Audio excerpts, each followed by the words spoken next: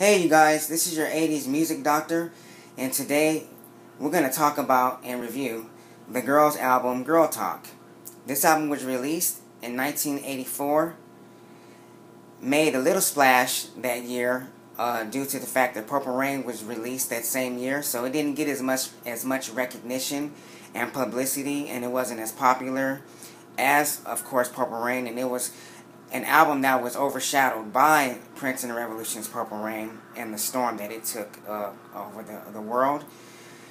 The girls group was produced, arranged, composed, and written by Andre Simone. Andre did a very good job on this album, producing and writing for it. His style of music is all over this album. I think some of his best work was done in that time of 1984. You could tell he was growing as a artist that was producing and writing and arranging for other groups or other artists. And this was his first major project. Andre really wanted this group to blow up. He wanted them to be just as big as Vanity 6 or Apollonia 6. That was his goal and mark. But because of the release of Purple Rain, that didn't happen. That doesn't take and neglect the fact that this was not a great album. This was a very funky, good album. Written well, lyrics very written well. The girls in this group can actually sing. Not saying Apollonia can't sing, but she is alright. Vanity was alright, but these girls can actually sing. You got the party jumping songs on here, just like Vanity had Nasty Girl and Apollonia had Sex Shooter. Well, the party song on this featured is SESEX. That's their nasty party 3-group lace dancing song. And I can just imagine them directly competing with Apollonia 6 or Vanity 6 if it was back in the day.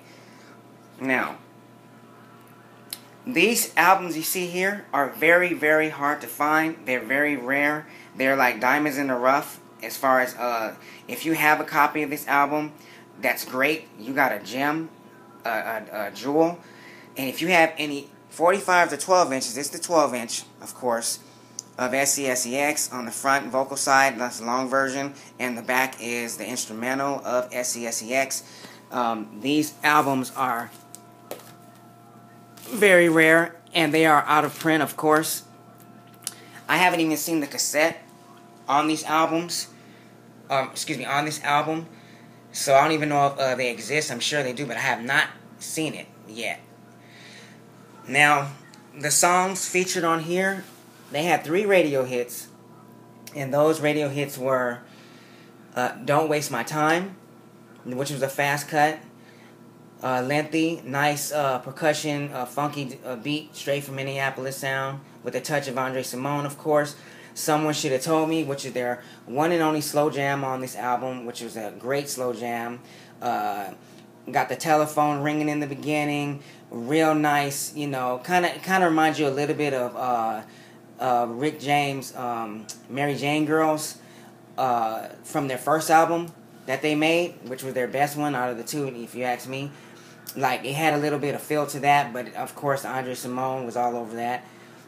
And then SESEX, which is their funky feature tune, party hopping song on here. You can jam that song and put that 12-inch on, or just the album version on, and rock a party and a house party today. Just like I said, those other 2, like Sex Shooter or Nasty Girl. This album also features the songs, and I will read them on side 1. Women and Men, Don't Waste My Time, Someone Should Have Told Me, What Do I See in You, side 2, SESEX, New Boy, which is another one of my favorites, Girl Talk, and last song, My Man.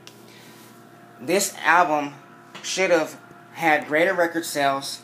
It should have been, publicized better. It should have had better promotional